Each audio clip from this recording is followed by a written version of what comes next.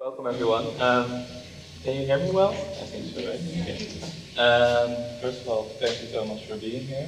I'm really excited for tonight. We're gonna, in a rather short time, I would say, talk about some financial concepts, the financial system basically. Maybe give you sort of an introduction in how this operates, what we can do about it. I hope. Oh, you're a lot louder. This is quite loud. You should do something about it because I get overexcited. Maybe my mic is not. Yeah, we would like to give you like a little handle because what I find really interesting that it's quite hard to understand the financial world, and we would like to maybe touch upon some subjects tonight that could clarify some things that are misunderstood or obscure, and I would like to do that through the format of the exhibition that I made here. I will very quickly, before you can introduce yourself, talk a little bit about this exhibition. At 1646, yeah, you get to make the exhibition completely from scratch, so that's really great as an artist. I started being interested in the subject that is here on display actually over 12 years ago. I started working when I was still a film student, because I studied film, in a company that films shareholder meetings, analyst meetings, and basically internal communication for corporates. And in the beginning, it was really just a side job for me, basically switching over from Albertheim to something a little bit better paid. And I had no clue what they were saying, kind of also didn't interest me very much. And throughout the years, I started paying attention. What are they saying? Like, what is all this language that I'm hearing? And honestly, I really didn't, it was really like a different language than normal English, basically. And that started to, really interest me. And ever since, I became a little bit of an obsession. And I also recognized that every time I understand it a bit better, I also realize I understand less of it. So it's like two steps, one step forward, two steps back kind of feeling. And we're here with Thomas. Maybe you can shortly introduce yourself. Yeah, there's still some spots here. If you want to sit down, there's a queue. No, we have to leave first. Okay. This is too loud. Yeah. Switch. It should be the second one. Okay, you should hear it if you move the switch. No, the gray one at the beginning. The second one. Yeah, you can be down a little bit. I think it should be better now. Yeah. So I'm a financial economist and an investigative journalist for Follow the Money. I write about banks and about the financial system in general. And I landed this job after some time working in a corporate environment. And I've always been very interested in the system as a whole, like how do different players within this financial system interact and what is the effect of what people are doing in there to society. And that's why I started writing about it. But still, if you write, you get lengthy articles with different language, 3,000 words, only a few people actually gonna read that. So 3 years ago, I started working together with Carlijn Kingma, an artist, and there's an image later on, I think. It's the waterworks of money. So we try to map the system, the financial system, and how it actually works and what the effects are on society. And when Carlijn asked me, I was really intrigued. Okay, let's use art to make something as difficult as the financial system more accessible to people who don't think in words and numbers, but in images and wants to understand these relationships. So when Bob said, I have an exhibition and my work of art is about all these different topics in in the financial system and how it works. And he asked me to come here. That's when I said yes, and that's why I'm here right now. So let's talk about Bob's work, and then maybe I can add a little bit of the things that I experienced during my work and I've seen in these institutions, which through my job I get to speak a lot of people inside, which is nice because you hear things that you otherwise don't. Yeah, you're going to maybe hear some things and see some things. There's going to be a reading list afterwards with some material that you can research yourself. So this Waterworks of Money, for example, very interesting, is also going to be there, so you have access to that after the talk. In the exhibition you start with these speed gates, which is usually where I also start when I do my job, and then I go through them, and then I go into the financial institution. And I think it's an interesting image to me because there's a lot of public display before you go into one of those financial institutions, and there's sort of the Potemkin village, like what's after you go in there, and usually before you go in there, there's a lot of like nice green cups and a lot of art actually, which is also why I made a lobby with my own art in there. But yeah, what I've been interested in is how actually difficult it is to understand. And I remember you once saying that when you were done studying, when you got your degree in economics, that you also kind of felt like that you didn't fully understand it yourself, actually.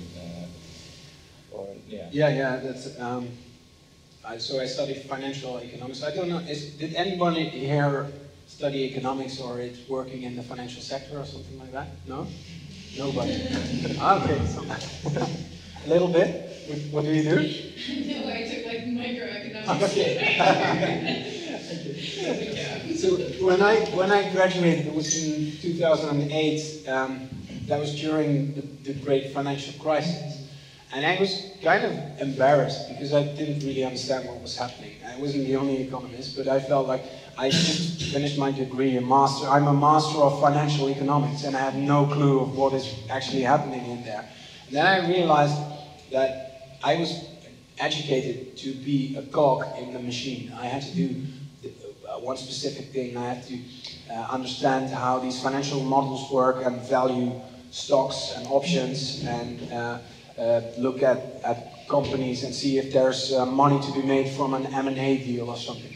But I wasn't educated to actually understand how money works, how it flows through society, how the design of the system actually has a lot of effect on the real world and people's lives.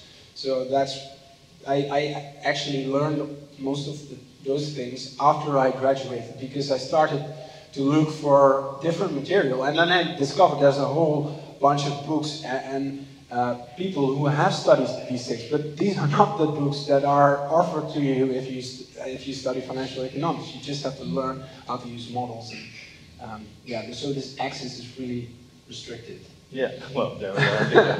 And this is a really nice entrance gate. I heard somebody mention that they thought it was a real elevator.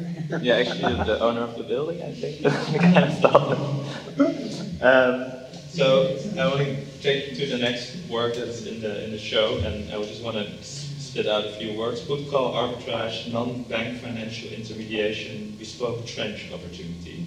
You all understand what that means, of course. And I want to talk a little bit about the obscureness of language and what you call the Orwellian language of the financial system, and how, because I, of course, experienced that firsthand, not understanding what they were saying. And part of it is, of course, I think if you see a carpenter at work, the carpenter might also say some words that you're like, okay, whatever, you're a carpenter, you're probably professional. But there's also slightly a deliberacy to this language, I think. How did you come up with the words on the actual words part? Well, I try to. That's a good question. I try to be a sponge a little bit, so I do a lot of things that, for example, I watch a lot of Bloomberg News, which is basically the NOS for financial people. I just like them because it's hard to sort of Google them, I guess. That you kind of have to, and of course, a lot of them come through doing this work and hearing a lot of this work. There was always this word "EBITDA," still don't fully know what it means. But there's a lot of words that also have like a little bit of they have like a character to them, and I like to collect those words. So I have a really big document where I collect all these words, and sometimes I try to understand them, and sometimes I'm like, good.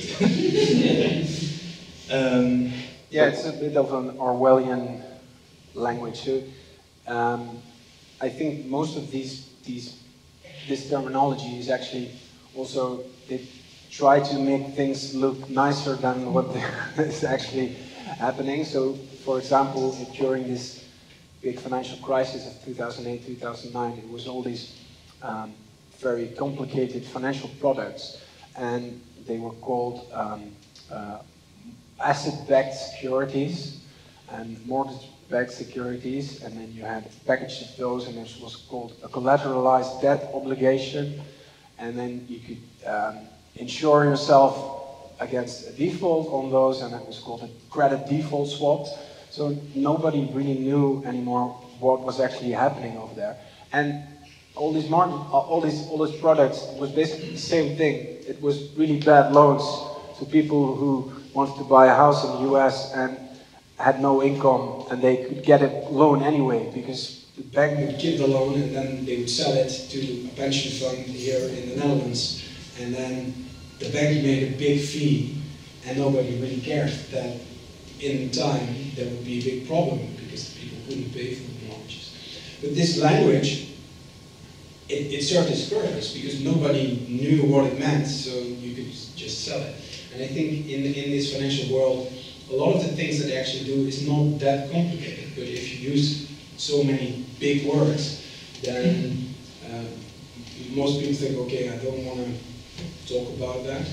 And that serves a purpose, because after the crisis, when we have to come up with solutions, it's the same people who caused the problems. They were asked to come up with the solutions because they were the only ones who understood the language and they could come up with things.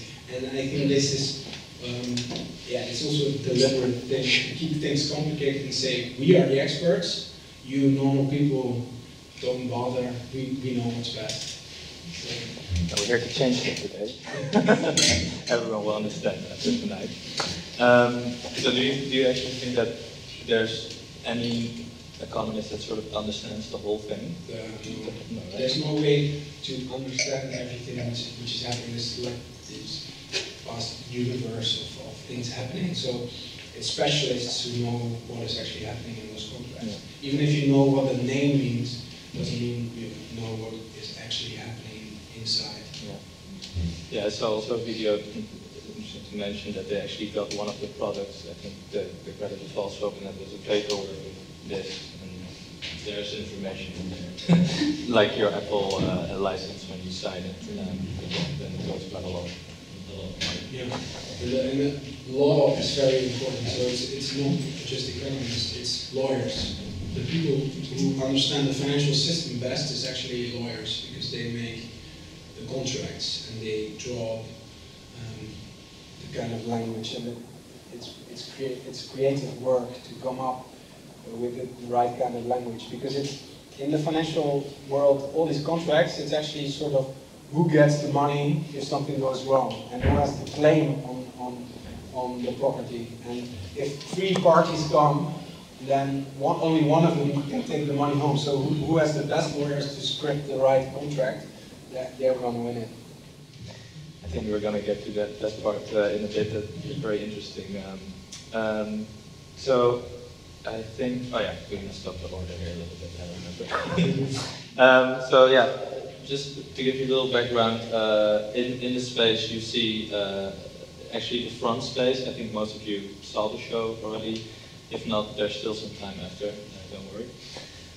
So in the lobby, I actually sort of took a few basic concepts of the financial system and put them into a visual setting.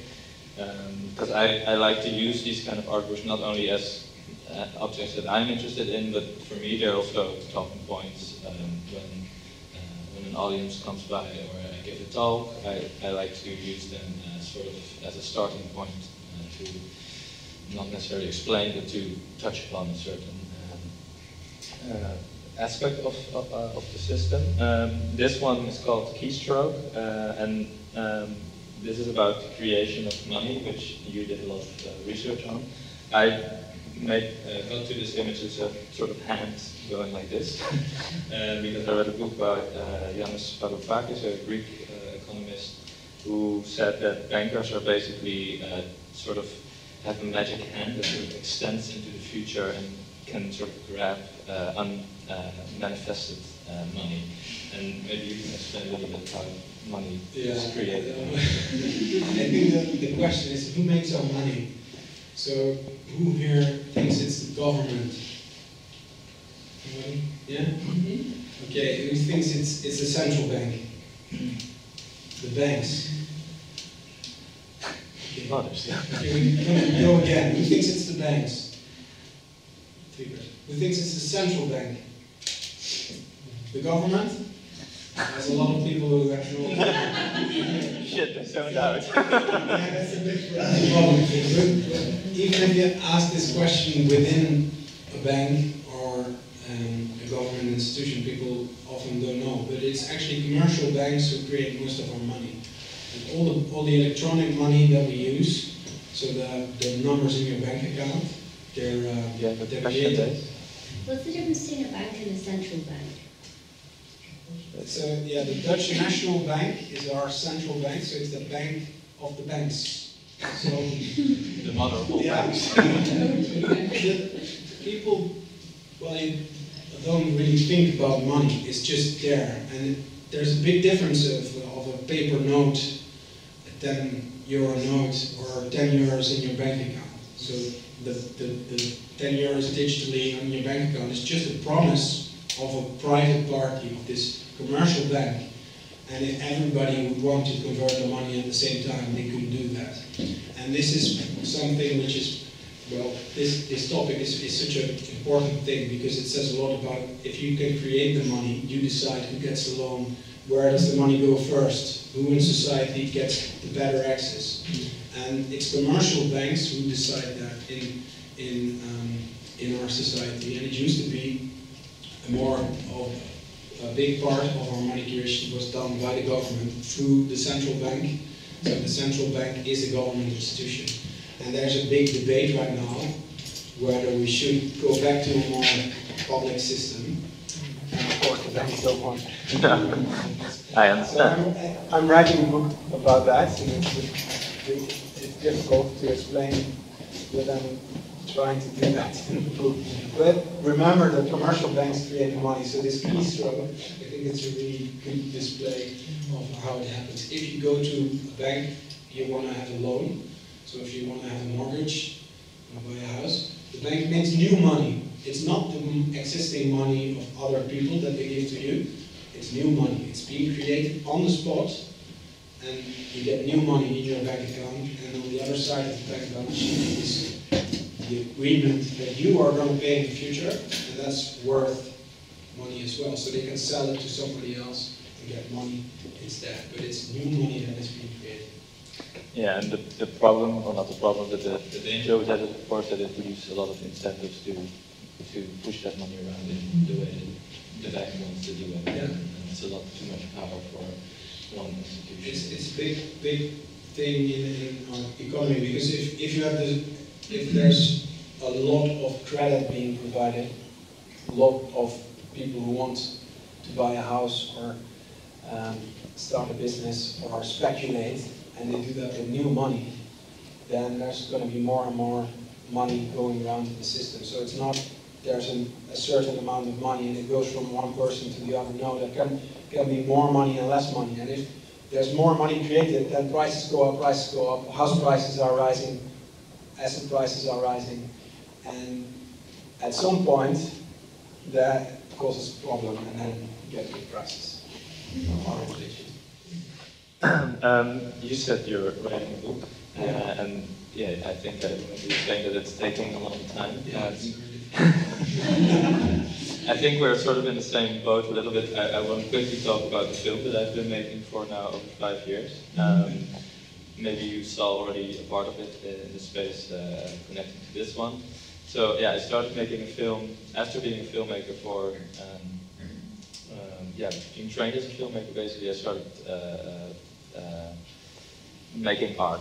Like I was a bit disillusioned by the whole filmmaking process, basically, and I thought the creativity is very hard to reach for me because filmmaking is a very heavy machine.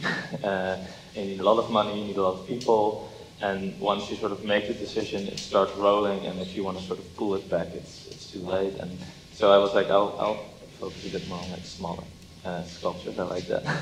And then 5 years ago, I decided to start making a film again, and that's really where all my work is sort of popping up out of at the moment. And it's going to be a feature film, so I've now shown a few times a section of it.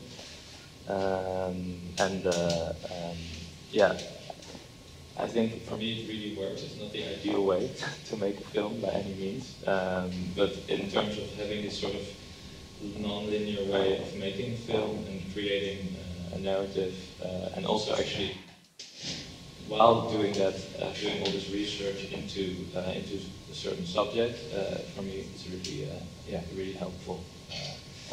And of course, in the last few years, these film sets that I've been making sort of started becoming installations that you can go into as you can in this show.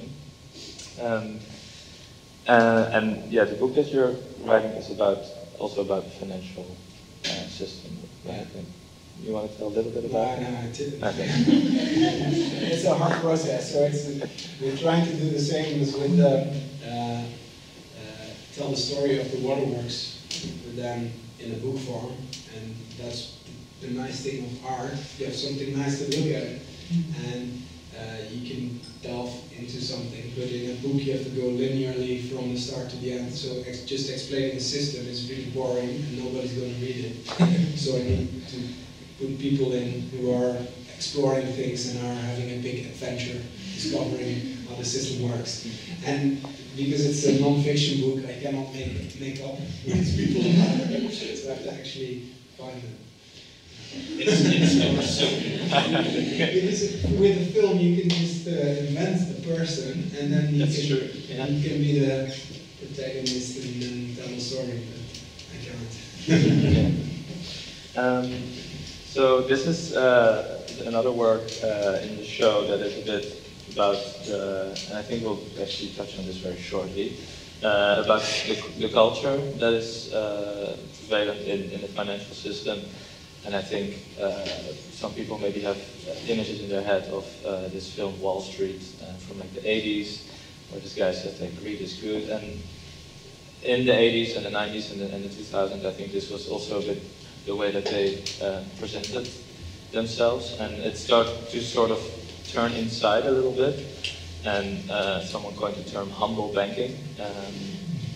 But I think that it is a little bit of a facade, because I think within the actual tall buildings on the upper floors, it's still very much alive. And what I find very interesting is, because they also almost are a little bit creative, is the concept of deal toys. So you see this little sculpture under the ties. And in especially the M&A environment, the mergers and acquisitions environment, where they make deals through certain parties, if the deal goes well, they all get a little tombstone, a little deal toy, and they can be really creative. Like also, you can imagine there's arms deals, tobacco deals, all sorts of nasty stuff, and they also get a nice little trophy. And while I was in New York in January this year, I booked a hotel across the street of a big bank, and then you don't really see them when you're down, but from the third floor and up, the windows are littered with all these deal toys. And I just kind of think they're quite funny objects. And you must have also seen some in your days. Yeah. I think every successful CEO has at least a few on his desk of the companies they overtook, because you're either you are you will be eaten by your competitors or you eat them. So that's kind of the game to get bigger. Yeah, and I think there's one interesting thing I want to touch on because me as well have sort of looked at this industry, and there's just a very hard line to be drawn, and it's like good and evil. But I think also working in this industry, it's quite a bit more subtle, because I feel like a lot of people that work in these institutions also, there's a lot of good initiatives. I also film a lot of things that are not shareholder meetings, and you know, they want to do green investing, and they want to, but there's a certain shield, or there's a certain thing that you cannot really penetrate, because then at the same bank I was filming the same day, actually a Follow the Money article came out that they were again the biggest investor in coals, in the coal industry that year. So there is sort of, there's sort of something preventing this. And what do you think that is preventing this sort of? That's why I think we need to talk about the system as a whole, so to understand what is happening, and also describe what the effects are of certain behavior within the system on our environment. And then we need to overhaul the whole architecture. So we need to redesign it. And there are a lot of ideas how to redesign it. But currently what we do is just, we try to preserve the same kind of structure. So banks will be banks, and we can just do a little green something. So we do, and we start with the slogan. So we do growing a better world together. Yes, well, all of those. That's a big thing already. So and I think, for example, so Rabobank is a good example. It's quite embarrassing. They had growing a better world together on the head office in Utrecht, but they took down these letters because there was quite a complaint about their marketing statements, and they got the Liege-based award. And then the Big Liar award, yeah. And they had to change the commercial because they couldn't prove that they were actually growing a better world together. I think it's exemplary for what is happening, and it's not. I think it's a big thing. Like, it's not all the people. There are a lot of good people who want to do things better within all these institutions. But if you are within the system, and the system has certain incentives, and shareholder returns are just a big driver, so it's very hard to go against it. And if you are doing that, then there's the argument that our competitors will not. And if we are not profitable, they will buy us, and they will just go back to the old world. And that's an argument. It makes sense because it's actually happening. If you are not making enough profit, then somebody else will come and they will take you over. They cut out all the nice initiatives, and they're going to make a profit again. Yeah. So it is a difficult thing to change, but we need something bigger. So that's why we need to talk about finance and the financial system in a more democratic way. It needs to be part of politics. But then that's very difficult because there's always the simple thing of the day, which is more interesting. Yeah. I found only quite late into my research the term fiduciary duty, which I found really interesting, which sounds very technical, but it basically means that a company cannot, by law, actually do anything that is not in the very best interest of their shareholders. So that means that even if they, let's say Shell, wants to close like half of their plants or something, actually the shareholders can just immediately get their lawyers in place and sort of say well, this is obviously not the best for the balance sheet. This is not great. And yeah, I think those kind of things make it a bit more clear why it's not really happening and why there's a lot of talk and a lot of nice slogans. I'm actually working on the work with these slogans. Yeah, they're in the WordWorks as well. We took the real slogans off the backs and we took the nice. They all blend together, kind of, they all become one sort of mush. So I think also we should touch a bit shortly on this one. This work is about, it's called the Dojo Marais Exchange. can get very technical about it, and I won't. But it's basically about the first futures market, and so basically, yeah, in no, I kind of forgot. I think in the 1600s, they in Japan wanted to make sure that you can buy rice into the future, so you kind of get a set price. And here we get to the point of derivatives. The derivative basically meaning, yeah, it's like there's like a disconnect, right, between the actual thing and yeah, maybe you can explain it. These futures, it serves a purpose. So most of these financial innovations, they start with a nice idea, like I want to buy rice, and I want to buy it in the future when the harvest is ready. And I want to, if you are a farmer, you want to know, okay, I have to pay so much to grow the rice, so it's great if I can sell it already in the future. I have a price, then I can have a certain profit, and I know that my business model is sound. So you protect yourself against fluctuations of the price in the future. If the price suddenly goes down, it would be unprofitable to grow the rice. But then this is a contract, so you sell it in the future, and you can buy this contract and you can sell it to somebody else. And then if you are a speculative investor, you can say, okay, you can sell the rice for 50 in the future, but I think actually the price will go down or go up, so I will start trading these contracts, and I will buy it now because I think then I can sell the rice for 50, and I think the market price is going to be 45 at that moment. So then you get a whole trade of people who are not actually farming, but they are just trading the contracts with each other, and they're just gambling on rises and falls. And this is for commodities, but you can have a derivative. That's why they call it the derivative contracts. You can basically trade something based on another product. So you can have an option to buy a certain stock of a company for a certain price in the future, because you think the price is going to go up, so I want to have the option to buy the stock in the future. Yeah. And this whole market of derivatives has become bigger than the actual stock market. So yeah, there's a lot of gambling on things. Yeah. So instead of being in the horse race yourself, you can sit and just watch the race and gamble on the horse, which one will be there first. And that's kind of the trade in derivatives. Yeah. And it's kind of, what I find interesting about it is that it sort of moves, and I think that's maybe almost an allegory for the whole financial market. It moves further and further away from anything that's really happening, and it becomes sort of its own logics in the waterworks, in the sort of top ring, where things just, like there's somewhere in the distance the notion of rice, but it's basically, it's affecting a lot of things without the actual rice in place anymore.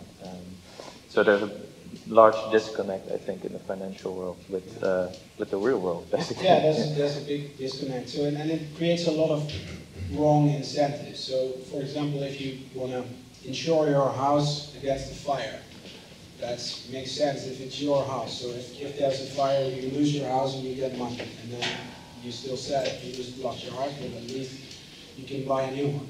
But then if it's possible for 20 other people to gamble on your house burning down, and then they will get the money, then it creates this incentive to make it nice if the house goes down. Yeah. You won't get money. So it creates these crazy incentives which are not the original idea behind such a contract. Yeah. But it makes it difficult to change it as well, because the people who are trading it's a perfectly good contract. We need it in our economy, and actually for the futures of rice, it is a useful contract. So you can make this argument, but there's something that grows on top, and that's also the kind of the spirit in the financial world. We can have a new idea to make a lot of money, drift away from actual things. They're very creative, aren't they? Yeah. Could be artists.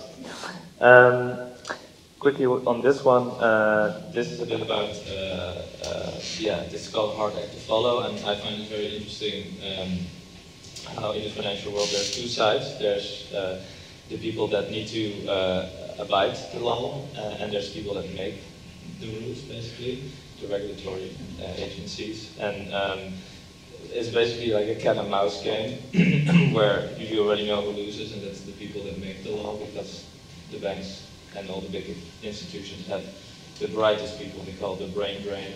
So in Harvard and all the top schools, people that could do very well for society, they sort of get bought up. They go to the schools and they sort of make it really nice, and they talk about the potential bonuses, and of course they all already know that that's what's happening. And so that means that all the really bright people go on the sort of financial side, and not necessarily less bright people, but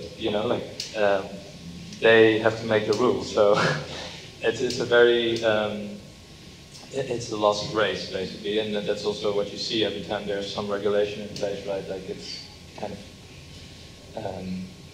it's like kind of lost from the beginning, because they might already have thought of it, like also with tax evasion and stuff. There's already a new set of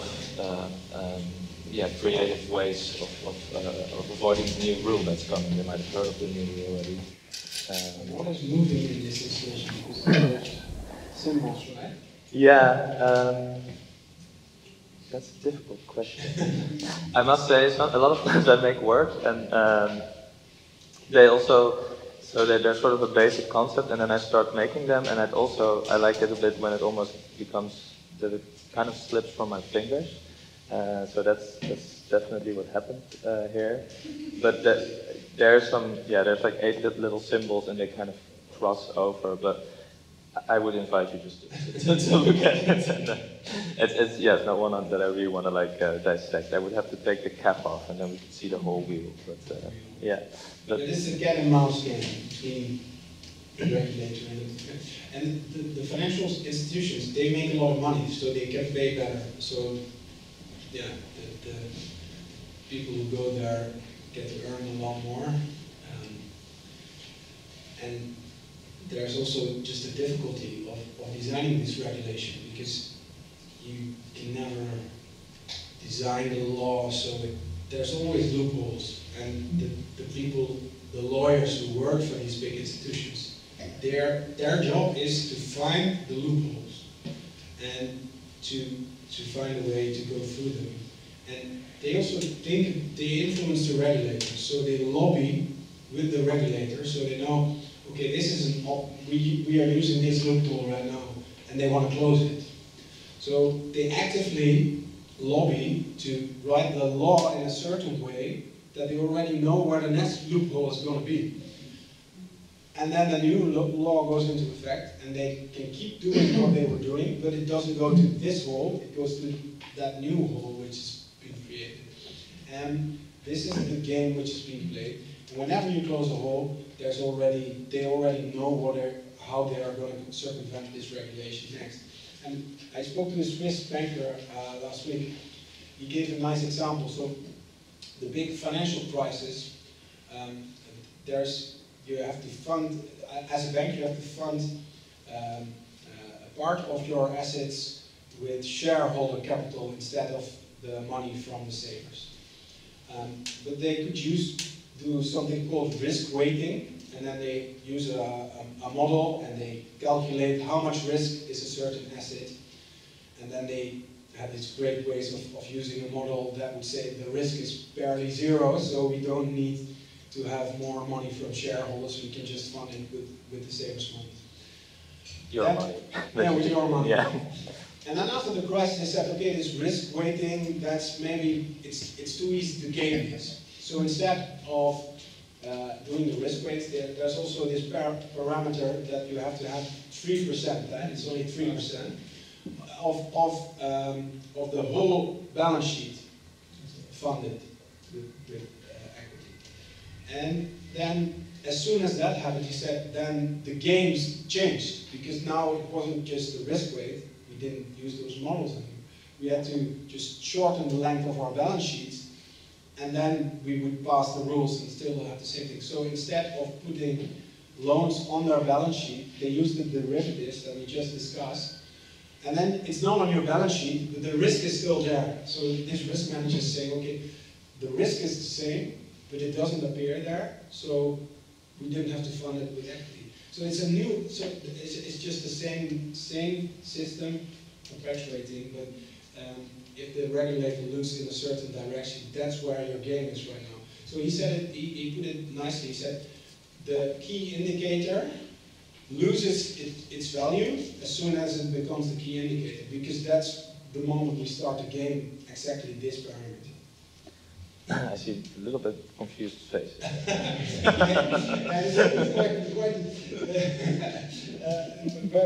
But we have some time to talk afterwards, so. Okay, we need we're running out of time. I knew this would happen. So let's quickly go to the hallway. So this is a bit. So you have the lobby that we stepped in, and you go through, and then this is a bit of the exhaust of the financial system, basically where we live. In the film, it's where Donnie, the protagonist, lives. But I'm very interested not only to see how the financial system works, but also what you were talking about, how it actually influences us on a daily basis. And maybe really quickly to talk about, like a lot of economists talk about the trickle-down system, which basically means that a lot of this, the money that's being made will trickle down into all the economies or all the layers of society. That's obviously not really. That's a great story. Yeah. That's a great story. That's nothing more than that. Yeah, and that is still the way that people talk about that, I think, right? Nobody believes that. Really? Okay. No, I don't. Let's maybe skip over this a little bit and end maybe on this beautiful company. That's the other. Yeah. So, and I think it's interesting because we both had an interest in this company for some time. This is actually my previous installation called BlackRock Soft Storm, and this is about a company that you did some investigation into as well. And BlackRock is a large shadow bank, actually, right? They would call that asset manager, yeah. And they basically take investors' money and invest it for them, right? Like that is kind of what they do. And they became a little bit big, to say the least. And I was really interested, especially in they created a piece of software called Aladdin, like the genie from the bottle, which basically I think now almost moves around like 8-9% of all the assets in the world, and it does that sort of by having a lot of information from the past. I think from like 40 years of hurricanes and like any sort of information that could move the market, they put in this algorithm and it sort of moves the funds around. Of course, there's some human intervention there, but I was really interested to sort of see how this is, I think, the derivative on top of it. Like it becomes even more disconnected in a way. I feel like when it becomes so digitalized and what did you find out in your research about this? Who knows BlackRock? Have you heard of BlackRock? Yeah. Yes. Okay, so quite a few years ago, I think it was less known, but we have a lot of pension savings, especially here in the Netherlands, and we need parties to invest it. And there's a few really big ones: BlackRock, Vanguard, State Street, and they've become so big that they're managing trillions. I think $9 trillion. It's unfathomable how much money that is. But it's creating a new problem. So they're managing the money of regular people. So your pension savings is in there. But they're the ones who decide where the money goes. So these big companies have a lot of influence in where to invest, and if you are a pension saver, you have no idea where the money is actually going. So it kind of goes against the idea of capitalism, that we are all having a little bit of capital and we can invest and decide what way the economy moves into. Because that's, I think, the big thing with money. You think, oh, I have to work and then I'll earn money and then I can buy things. But it actually works the other way around. It's where the money is being put, that is what we produce, and then that's the way the economy is going to move. So it's not just a result of the economy that money is coming out. No, money is being created and it's put at work at certain places, in certain industries, in certain companies. And these big players, they manage so much money and they have so much power in where the money is allocated. And I think this is a big issue that we talk too little about. And because they have become so big, they are the go-to players if something is happening. So if there's a crisis, the central bank cannot fix it anymore. They ask BlackRock to come and help. So that's what has happened during every big crisis. The computer models of BlackRock, because they have so much information about the economy and about the markets moving, they're using those models, and there's a big moral hazard there because BlackRock is investing at the same time, and then they share their data and they say, okay, you government create new money and invest it there, and then the problem is solved. And at the meanwhile, they are invested in those companies. So it's a big, strange thing. And I think Larry Fink, you mentioned that. The CEO. He says that, well, if we have great Chinese walls in our company, so the department advising governments is not the department that makes the investment decisions, but he himself is the big CEO and he talks to everyone. So. Who was the quote by? Like, apparently he had also a way to split his brain in half. Yeah. I think we're quite running out of time, so I think we'll skip through this and kind of go through a Q&A. I maybe have one last question for you, and that is, if you, I mean, it's obvious that there's a lot of ways that it needs to be changed, and no one has one right answer, and like you said, there's a lot of things happening, and they usually find a lot of pushback. But if you could sort of change one thing to open it up, what would it be? Like one. Yeah, I would close the lobby. Yeah, I think to me the money part is a big thing. The money creation. Yeah, that's why I think the banking system is the core of our problems, because that's how money is now coming into existence. So it's the commercial banks who create it, and they kind of hold society hostage because they know they are too big to fail. If they go down, then we all have a big problem. So they know, especially after 2008, that every time when something goes wrong, the government will step in, central bank will step in, they will create money and give it to them. And that creates a huge moral hazard to not be prudent, to invest in the things that are very risky, because you can make a lot of money, and if the risk is for society, then who cares about the risk? So this is really something. It feels wrong, and it's not. But it's also, it goes against all the rules of a free market. So even if you really believe in like the rules of the economy, the neoliberal world order, if you think that's a good thing, then even then you cannot accept this, because this goes against the idea of if you get the reward, at least you have to bear the risk yourself. So I think this is really something that we need to change, and I think there's great opportunity with the central bank digital currency, which is coming. This is a digital coin which the government gives out through the central bank. And right now you see the debate going in the wrong direction. That's because it's now going to be limited to 3,000 euros here, and in the US they're going to probably ban it.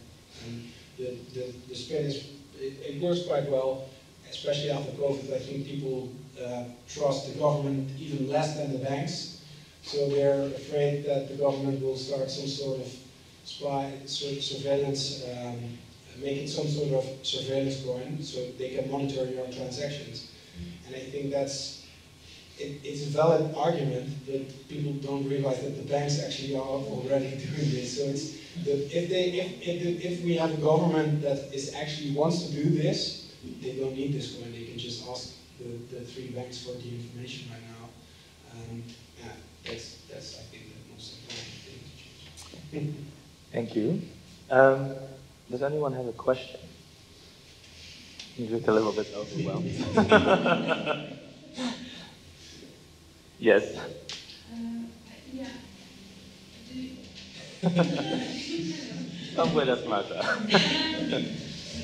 Can you think of an alternative to the system now? What would be an alternative to the, well, maybe not the whole economic system, but for like the banking system? Or maybe to the economic system now, what would be an alternative? Well, to overhaul the whole system is of course a big task, but I think there's a lot of improvements in this money creation system. And I think the allocation of money, if we do the whole allocation for profit, so private corporations, private banking corporations who allocate who gets a loan or not, that will never result in the sort of investment that we need for social and environmental challenges that we have in front of us.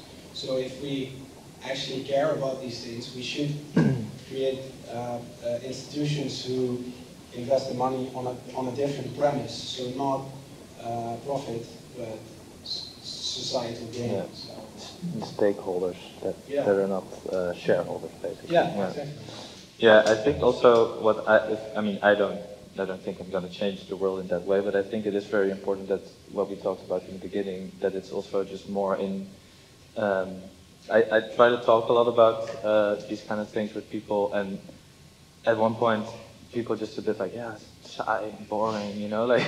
And I think, and also following the news every day, you get a very hollow or like a very shallow version of how this works.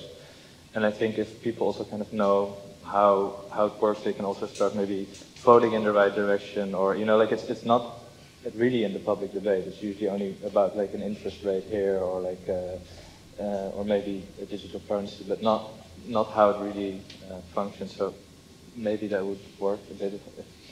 So hopefully we started a little bit. Yeah, that's what this exhibition is about, right? To talk about it. To talk about these issues. Yeah. You say that the commercial banks create money in the first place, then they also create debt at the same time. Yeah. And now we're in a new round of the government saying there's not enough money for that. Yeah. And we have to create new taxes and create greater inequalities. So why isn't there more kind of calling upon banks or action of banks to eliminate debt? What is this debt actually? And where does it come from? Out of thin air, right? Yeah, so that's nicely. They created a lot of money and debt on this premise of profit making. That's the ultimate goal of the commercial bank. So if you want to do it differently, you need a different kind of institution. And we do have public institutions who can do this. But I think this narrative it's so powerful. So the narrative right now is we cannot spend more money because that's going to be a big problem. There's not enough money. You will have to pay higher taxes. So we're going to cut the budget. This narrative is not being used if the banks have created too much money for speculation. So we need to change this education about how this system works. Already in the books, school books. At school, you're learning the system not in the actual way how it functions. You just learn all these rules about money, which are not actually true. We can create more money, and the government can create more money.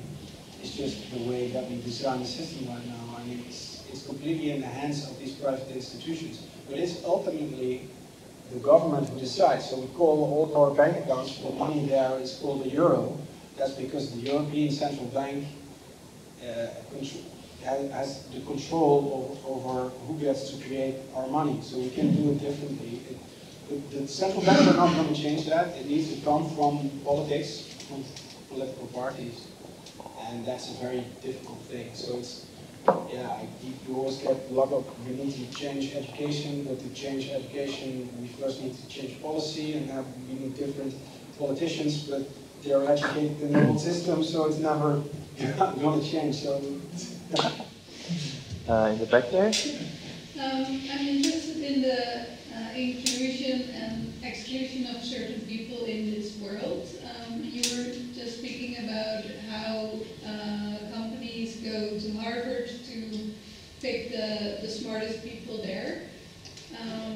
But then I know that in the Netherlands, for example, there are more CEOs named Peter than non-male CEOs, and also I think in the US there's a similar equivalent.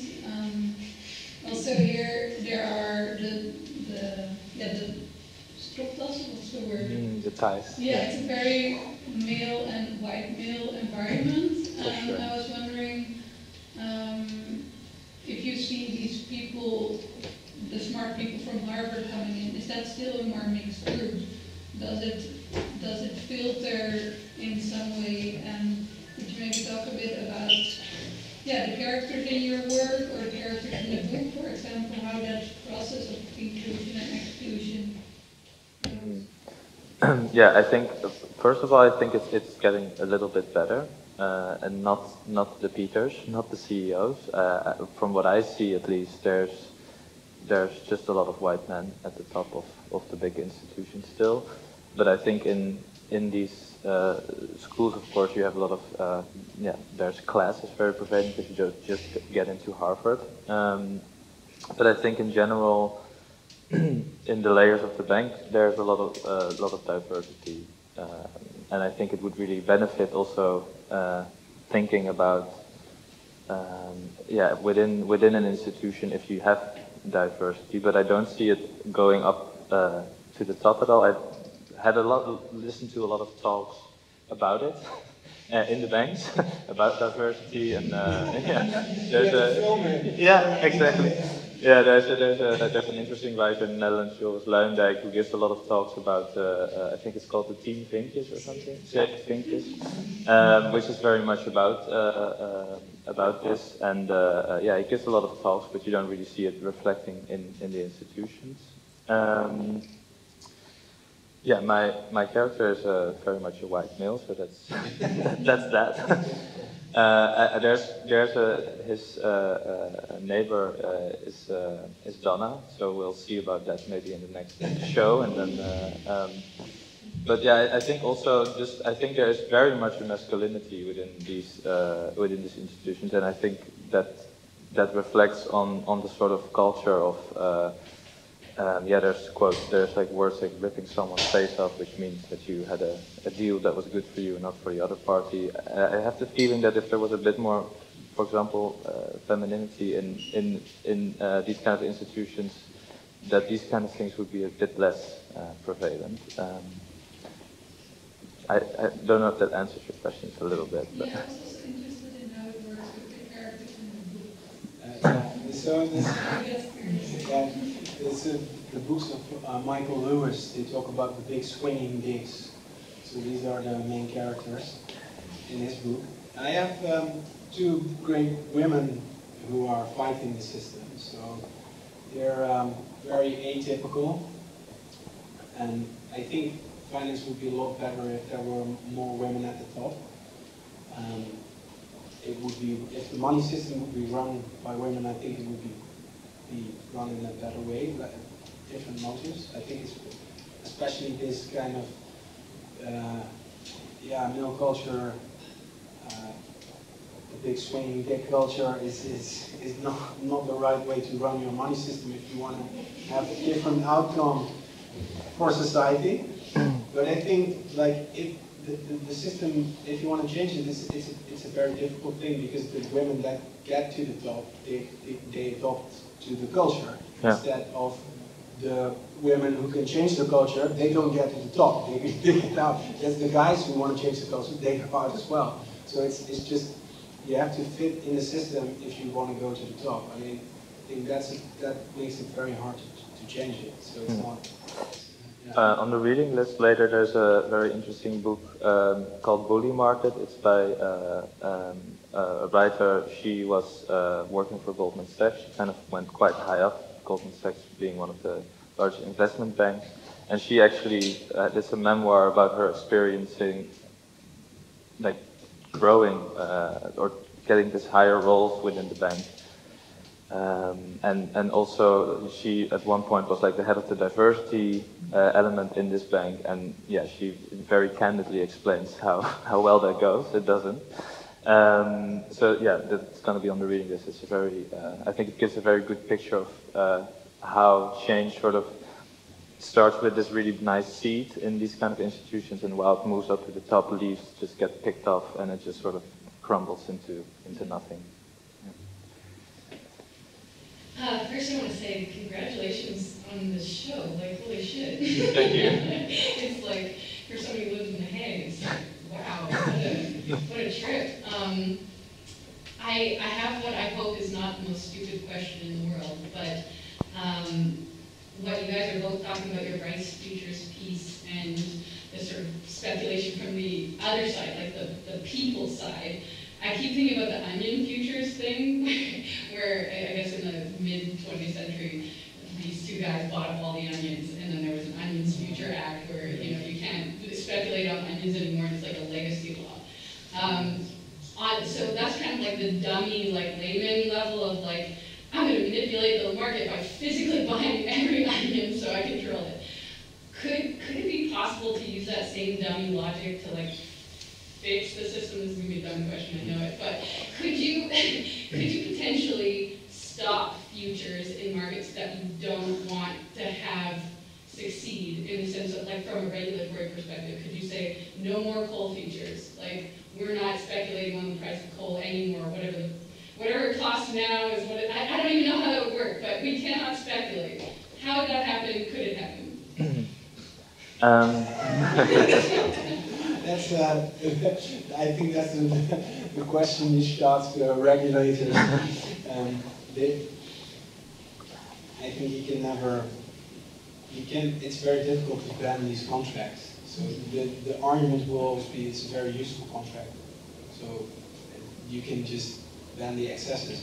I think one of the big problems is if you also do this speculation and you use borrowed money for it, that's the big problem. So if you want to gamble with your own money, it can still be problematic, but at least you will lose your money as well. But now the big problem is that you can gamble with borrowed money, and that makes the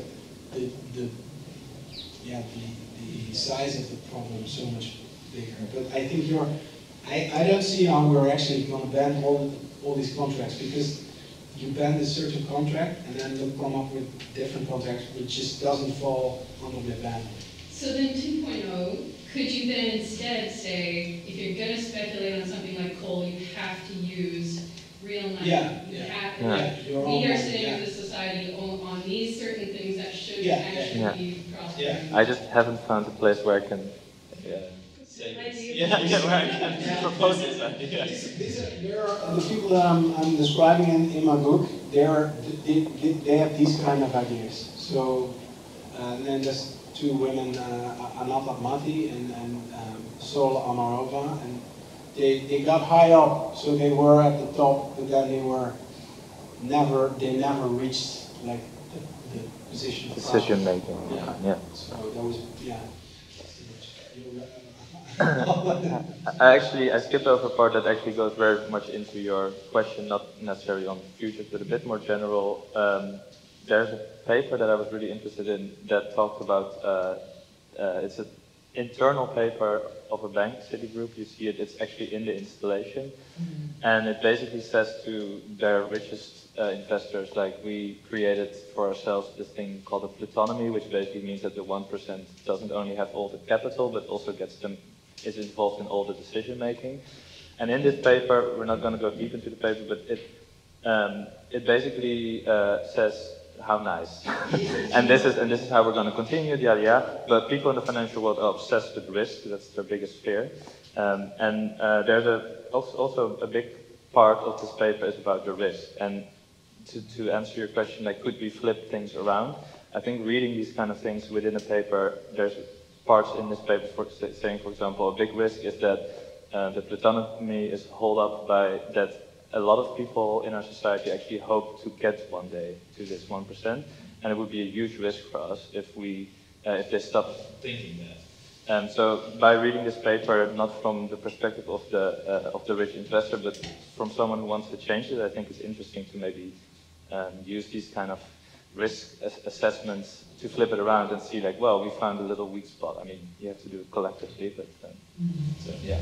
But you have to break the story from all these things. It's all about narratives. So if the narrative is these contracts are very useful, even though only 1% is useful and 99% is just speculation, well, it would be a good story to say, okay, but 99% is speculation, so we'd rather don't have the whole thing. But it's in these discussions you have to come up with a better story than the prevailing story, and that's a very difficult thing. So the story which is there that everybody believes is true, also the one about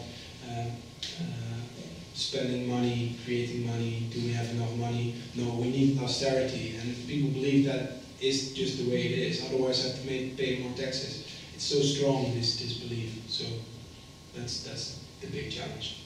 Any other questions? Are the people that, because you're still filming at these kind of where it all started, are they aware of what you're doing with your other work, let's say?